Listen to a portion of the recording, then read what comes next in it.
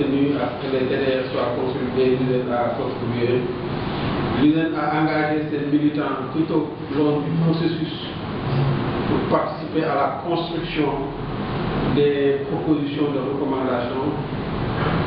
Et vous venez aujourd'hui de nous remettre un document important en ciblant nos insuffisances qu'on a vues avant les assises et qu'on était en train de corriger.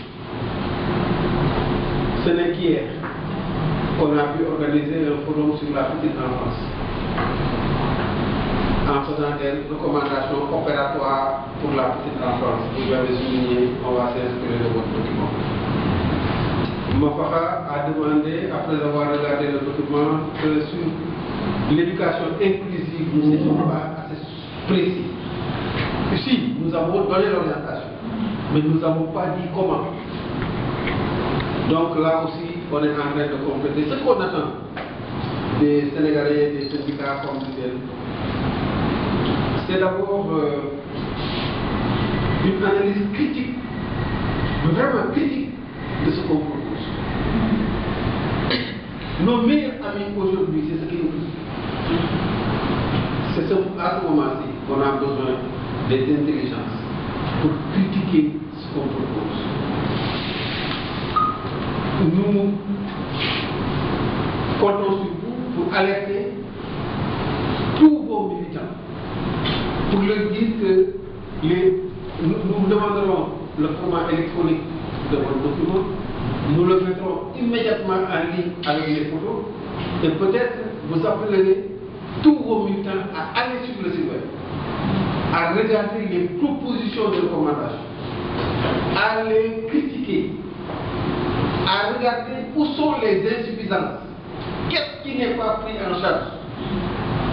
Parce que si nous sortons de ces assises avec les recommandations qui doivent fonder l'éducation au Sénégal pour 50 ans, sans années, en ayant le consensus sur le projet de société que nous voulons. Parce que, en définitive, c'est ça. C'est comment organiser la sociabilité des Sénégalais et comment les donner des skills pour transformer le Sénégal. Mais c'est dans l'éducation. Pour qu'on puisse coexister, mais il y a un minimum de niveau, sinon c'est un genre de sous. Pour que chacun puisse avoir ces conditions de dignité, c'est d'avoir un travail bien rémunéré et le mieux c'est d'apprendre pour créer de la richesse. C'est ça les enjeux. Les enjeux aussi, c'est. Nous avons hérité d'un système éducatif de la colonisation et il nous est apparu qu'on n'a pas questionné aux indépendances. 1981, on a essayé, mais qu'on n'a pas appliqué les choses totalement. Un système éducatif qui a combattu le système éducatif religieux qui, pendant 5 siècles, s'est imposé au Sénégal et a créé des érudits et des intellectuels de haut niveau que beaucoup de Sénégalais ne connaissent pas. Pourquoi? Khadi, dans le rapport, nous dit qu'un père, en visitant certains villages au Sénégal, disait qu'il y avait beaucoup plus de lettrés dans ces villages que de lettrés dans les villages en France et les villes en France. On dit au XVIIIe siècle. Qui en est au pouvoir? Mais on avait un système éducatif qui, par le regard seulement, signifiait j'ai des autres sortes de savon. Il y a des autres femmes de l'eau. Le regard. Mais ces imaginaires-là, les contes et les gens, tout ça là, qu'est-ce qu'on va faire? Donc le moment, si nous arrivons à internaliser tout ça, à faire la synthèse, nous serons des héros. Les gens vont nous remercier. Mais ne remercieront pas le gouvernement seulement. Remercieront ceux qui les ont produits, ceux qui les ont portés. Les syndicats sont extrêmement importants. Les premiers experts du système doivent être les syndicats. J'ai été secrétaire général du SAES. Quand je parlais, normalement, j'étais d'un niveau supérieur au niveau du ministre parce que j'étais permanent, lui il est de passage. L'expertise syndicale, c'est l'expertise qui nous permet dans la longue durée de construire les choses. Vous êtes un syndicat des enseignants. Si les enseignants ne sont pas au standard, qualifiés, motivés, les enseignants qui ont faim de révéler les talents, parce que nous avons tous des talents, et d'être généreux. Chaque enfant est potentiellement savoir.